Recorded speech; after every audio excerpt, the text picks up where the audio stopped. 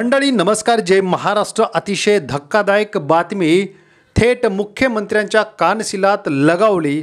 त्यानंतर कार्यकर्ते आणि पोलिसांनी चांगलाच समाचार घेतला।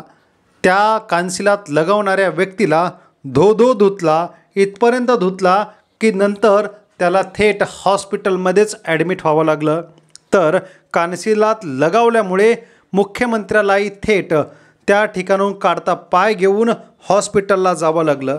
नक्की घडलंय काय जाणून घेण्यापूर्वी चॅनलला सबस्क्राईब करा, व्हिडिओला लाईक करून शेअर करा व अधिक माहितीसाठी व्हिडिओ शेवटपर्यंत बघा।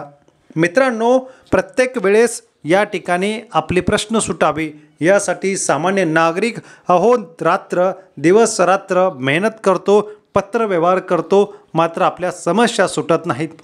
बऱ्याच वेळेस आपण घटना बघितल्या, मंत्रालयामधून शेतकरी उडी मारतो, कर्मचारी उडी मारतो, आपला प्रश्न सुटत नाहीत। जनसंवाद यात्रा असो किंवा या ठिकाणी जनसंवाद बैठक असो, केवळ नावापुरतीच होते की काय असाही आरोप केला जातो। मुख्यमंत्री या ठिकाणी जनसंवाद घेत असतानाच या ठिकाणी असा मोठा हल्ला झाला की थेट बघता बघता मुख्यमंत्र्याच्या कानाखालीच वाजवली। बातमी आहे दिल्लीमधून। मित्रांनो, दिल्लीच्या एका बैठकीमध्ये महत्त्वाची बैठक सुरू होती, ज्यामध्ये मुख्यमंत्री आवासमधील या बैठकीमध्ये असं सांगितलं आहे की मुख्यमंत्र्यांनी जनसंवाद यात्रा ठेवली होती। या बैठकीमध्ये एक तरुण आला आणि या तरुणाने थेट दिल्लीच्या मुख्यमंत्री रेखा गुप्ता यांच्या कानाखाली वाजवली। त्यामुळे रेखा गुप्ता यांना आणि आजूबाजूच्या लोकांना थोडक्यात काही समजलेच नाही।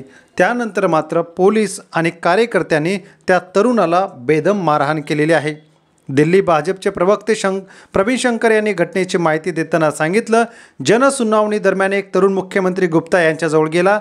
त्याने आधी काही कागद मुख्यमंत्र्यांकडे दिले, त्यानंतर जोरजोरात ओरडू लागला आणि ओरडत असतानाच मुख्यमंत्र्यांनी त्यांच्याकडे पाहिलं आणि तितक्यातच त्यांनी कानाखाली वाजवली। आरोपीचं वय 35 वर्षे असून सध्या त्यांना पोलिसांनी ताब्यात घेतलेलं आहे। पुढील तपास पोलीस करत असतानाच मात्र थेट मुख्यमंत्र्याच्या कानाखाली मारल्याने दिल्लीमध्ये एकच खळबळ उडाली। याबाबत आपल्याला काय वाटतं कमेंट करा। धन्यवाद।